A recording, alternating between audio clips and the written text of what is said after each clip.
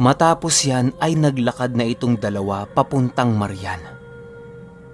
Doon kasi nakatira sa gitna ng bundok yung mga kikik. Naaamoy yon ng berdugo. Yung paglalakad ng ganon kalayo ay normal na lang na gawain kay Lolo Ruben.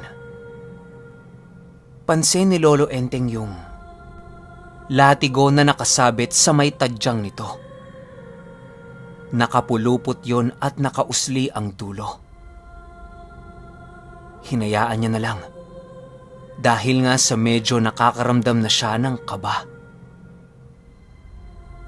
Hanggang sa narating nila ang pastuhan ng baka at kapansin-pansin ang kokonting baka na kumakain sa damuhan.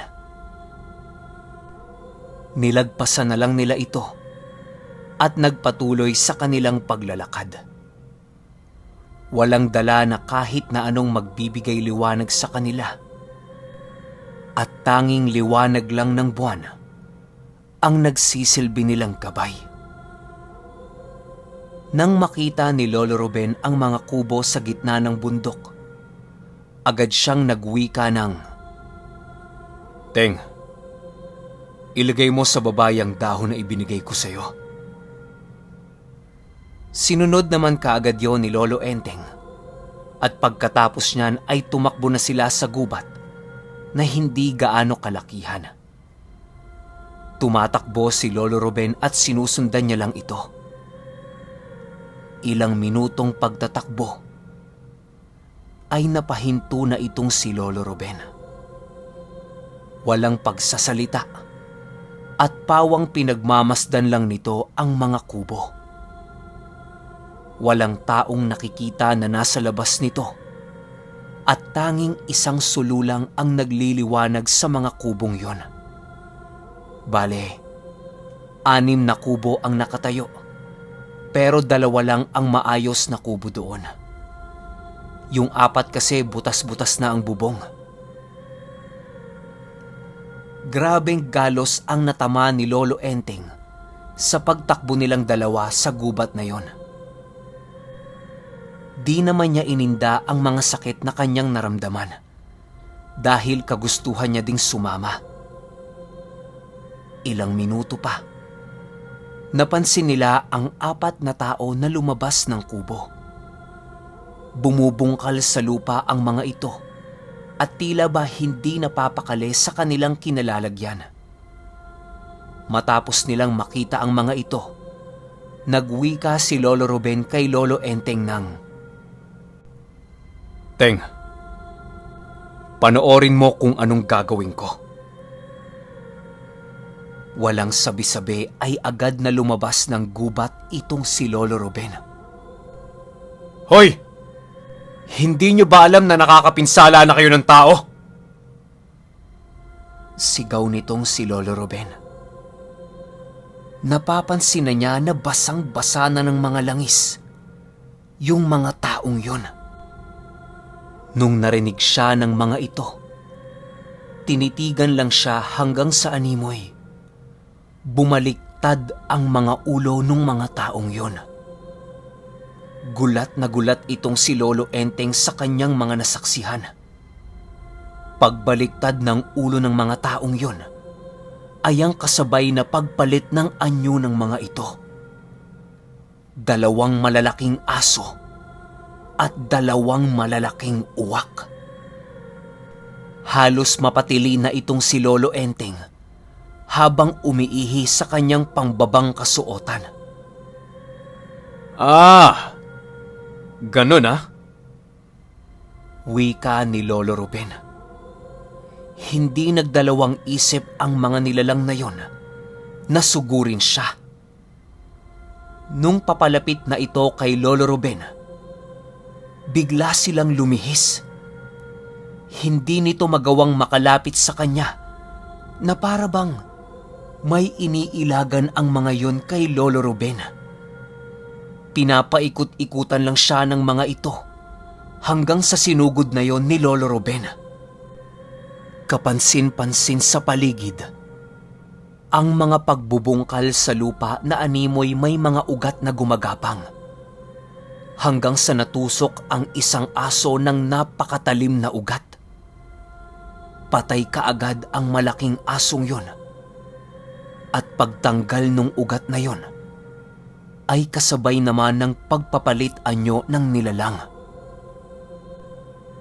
Nung makita yun ng isa, dapat pupuntahan niya ito pero hinataw siya ni Lolo Ruben ng kanyang latigo. Patay kaagad ang kikik na yon nang madantayan ng latigo ni Lolo Ruben. Walang sabi-sabi ay hinabol niya ang dalawa pero nagsipulasan yun. Matapos ang ganap, sinunog nila ang mga kubo doon sa bundok.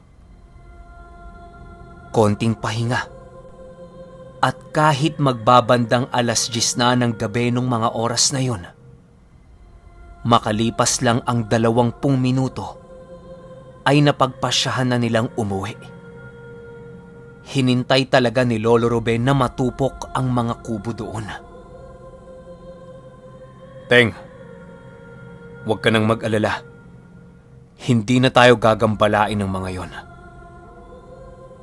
Wika ni Lolo Ruben. Itong lolo ko naman, tulalang-tulala lang. Nangangamoy na ang kanyang kasuotan dahil sa pag-ihi niya kanina.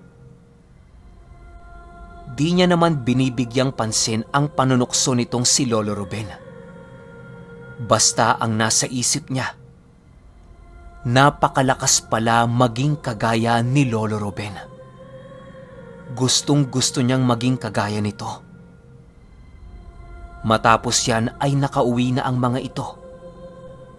At magmula noon, palagi nang nakatambay ang lolo ko sa kubo ni Lolo Ruben. Sumapit na ang buwan ng mahal na araw, ay pinagplanuhan na nilang maigi ang pagpunta sa baylan.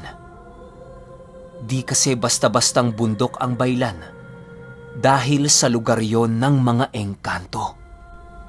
Bukod pa dyan, bagsakan ng mga taing bituin ang bundok na yon at kuhaan ng agimat dito sa amin. Mataas ang bundok ng baylan at ang kapansin-pansin talaga dito ay ang parisukat na bato sa tuktok nito. Maraming naliligaw at hindi nakakauwing mga individual na nagnanais kumuha ng mutya. Lalong-lalo na ang agimat ng 2 nilalang. May nagpapakita kasi doong isang ginto ang kalabaw at isang ahas na ginto ang mata. Yon ang pinakamalakas na agimat kung sakaling makukuha mo yon sa mga nilalang na yon. Sabi-sabi dito sa amin na ang mga nagpapakitang nilalang na yon ay ang hari at reyna ng mga engkanto. Tuwing mahal na araw lang nakikita ang 2 bukod tanging hayop na yon. Hindi talaga biro ang baylan dahil sa napakalaking tanawa nito sa tuktok. Kahit nga dito sa amin ay kitang-kita ang parisukat na batong yon. May tsansa ka ring makakita ng taing bituin kung suswertehin ka. Pero kung mamalasin ka, buhay mo ang magiging kapalit. 2 linggo bago ang mahal na araw, maiging paghahanda na ang ginagawa nila Lolo Ruben. Nagdadasal yon at nag-aalay para sa kanilang magiging gabay sa bundok ng baylan. Tinuturuan din si Lolo Enteng ng kanilang dapat gawin pag pumasok na sila sa paanan ng bundok na yon. Dapat nakatali ang kani-kanilang mga sarili sa bawat isa upang maiwasan ang mga ginagawang panliligaw ng mga nilalang doon. Sa paanan pa lang kasi ng bundok na yon ay napakarami ng talangan. Di basta-bastang talangan, dahil lahat ng nasa paanan ng bundok ay ang talangan mismo. Kung papasok ka doon na walang puder, ay walang tsansang makalabas ka pa sa gubat na yon. Mamamatay ka na lang doon kakaikot at kakasigaw. Matapos magdasal at mag-alay ni Lolo Ruben, ay nag-usal na ito ng mga karga. Sinasanay niya ang kanyang sarili upang malagyan ang kanilang mga katawan ng matataas na uri ng bakod at puder. Ang tanging ginagawa lang ng lolo ko nung mga oras na yon ay humihiga-higa lang sa kubo at kumakain. Bago sumapit ang mahal na araw, mas tumindi na ang ginagawa nilang paghahanda. Itong si Lolo Ruben, araw-araw umuusal at kumakain ng animoy, balat ng kahoy. Maliit lang ang kinakain niya sa bawat araw. Di na ito pinapansin ng lolo ko dahil baka kasabay yun sa ginagawa niyang paghahanda. Tinitingnan niya lang talaga itong si Lolo Ruben.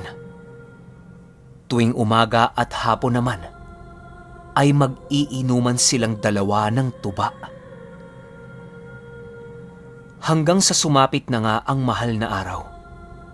Wala silang ginawa ng umaga at tinitingnan lang nila ang mga taong umaakyat sa bundok upang mamanata. Ang nakakapagtaka lang, lahat ng bundok na nakapalibot dito sa amin ay may mga tao sa tuktok, maliban lang sa baylan. Siguro dahil medyo matarik nga ang bundok na yon, kaya walang sumusubok na umakyat doon. O siguro naman, dahil natatakot lang doon ang karamihan. Pagpatak ng 12:00 ay naglakad na itong dalawa patungong bundok ng baylan. Walang pag-uusap ang naganap at tanging paglalakad lang. Nang marating na nila ang tuluto, nagwika itong si Lolo Rubenang. "Teng, malapit na tayo sa sitio sikreto. Pag-igihan mo ang pagmamasid sa paligid dahil may naaamoy akong manlalason." "Ganun ba? Sige, Ben." At nagtakip na nga ito ng kanyang muka.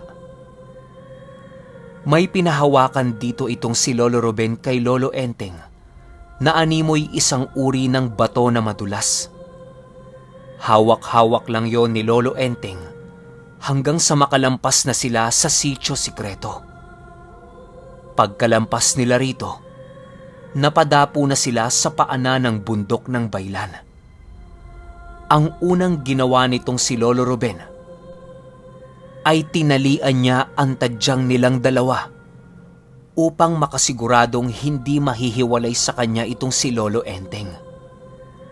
Nag-uusal din yon habang pinapaikutan siya nito at umiihip-ihip yon sa hangin.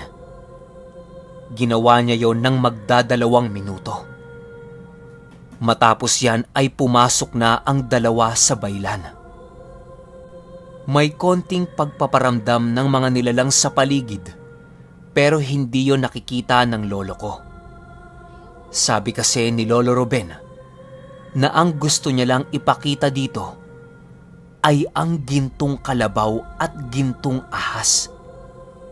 Wala silang kukunin sa bundok na yon, maliban lamang sa tipak ng bato sa parisukat na tanawan. Yon ang pinakapakay ni Lolo Ruben.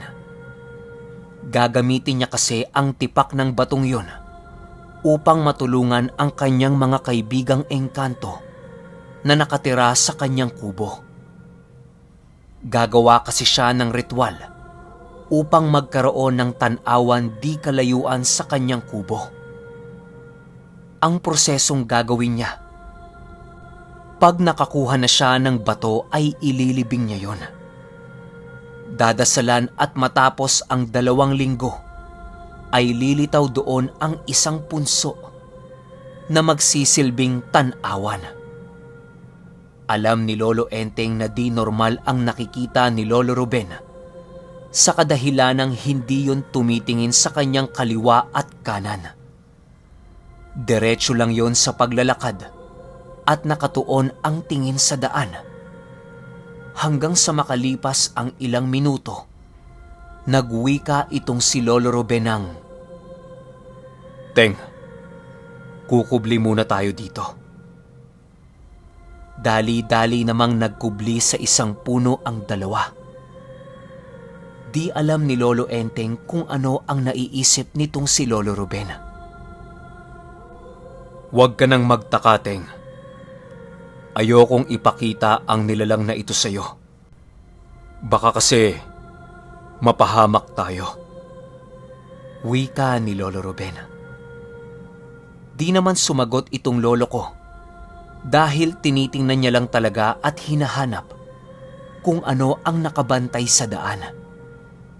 Pero wala talaga siyang masipat nung mga oras na yon. Ayon kay Lolo Ruben, ang nasipat nila ay ang bantay ng mga naghahari doon. Meron yung mga muka na parang sapugita dahil sa may mga galamay ito sa ulo. Marami ding mga paayon at isa rin yung uri ng engkanto na napakabagsik sa tuwing may nakikita itong nilalang. Magbubuno talaga kayo ng nilalang na yon kung masisipat ka nito. Buti na lang ay hindi nakakaamoy ang mga yon kaya hindi sila nahahalata. Tanging paningin lang kasi ang naaasahan nito. Hanggang sa lumihis sila sa daan upang mapasok sila sa mismong bundok. Dumaan sila sa maraming pananim ng saging at matapos yan, matagumpay naman silang nakapasok sa bundok. Gulat at mangha ang nasaksihan nitong lolo ko nang makita niya ang bundok na yon na animoy kabaliktaran ng kanyang nakikita kapag nasa baba siya. Napakaganda ng bundok na yon at malulusog talaga ang mga pananim. Ultimo yung mga damong tumutubo dito. Napakasarap din ng hangin sa lugar na yon at mahuhumaling ka talagang tumira doon. Matapos nilang madaanan ang mga saging na yon, napatigil na naman itong si Lolo Ruben. Doon mismo pagtingin ng lolo ko ay nagulangtang siya sa kanyang nakita.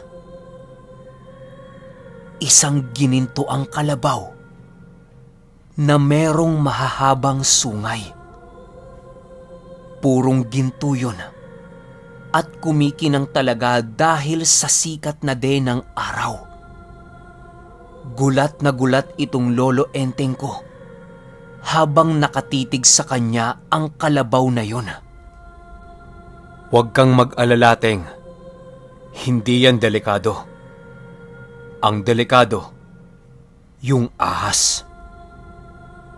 Wika ni Lolo Ruben.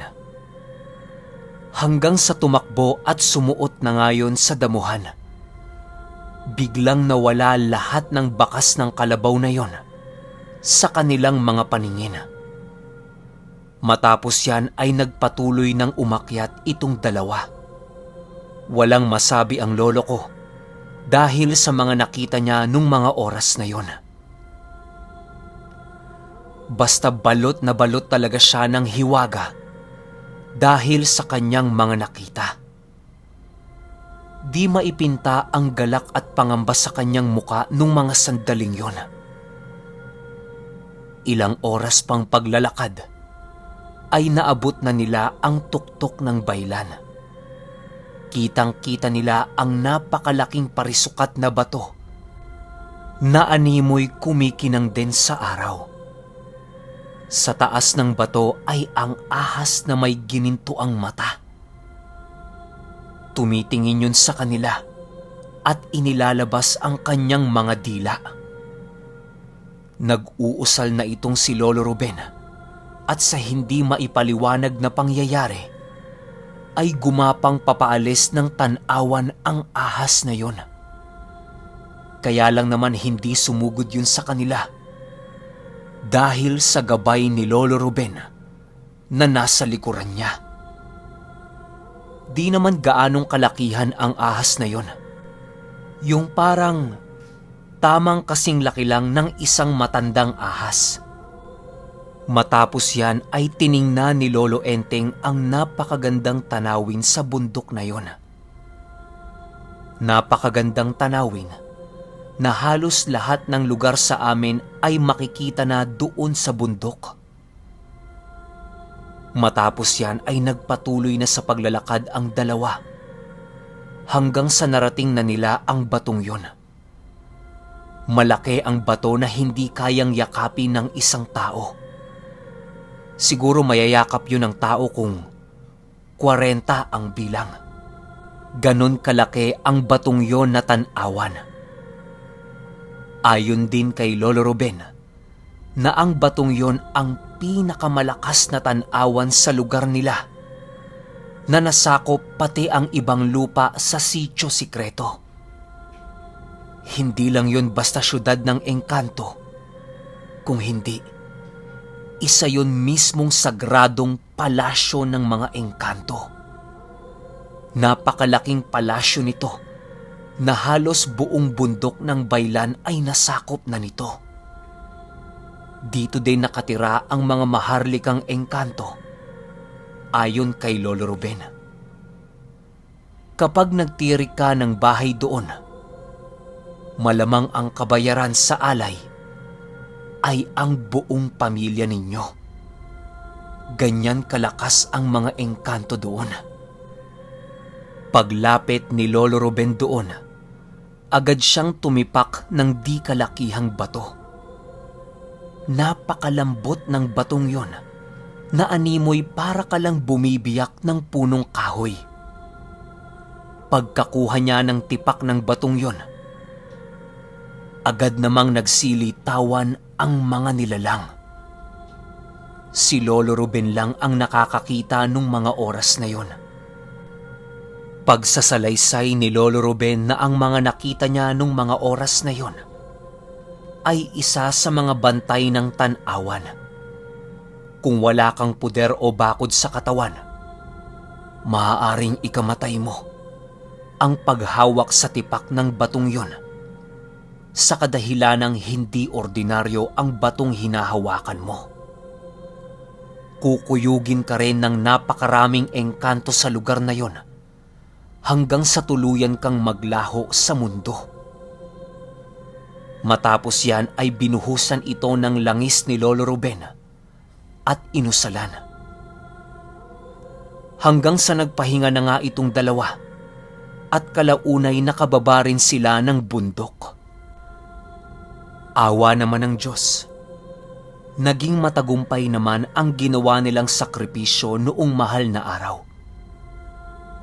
Bukod sa nakakuha na sila nung tipak ng bato, kasabay nito ang pag-aalay ng dasal sa mundo at ang pagbibigay pugay kay Kristo. Iilan pa lang ito sa mga kwento at nakakamanghang karanasan pagdating sa mundo ng mga aswang, engkanto, o kahit na anong nilalang ni Lolo Ruben.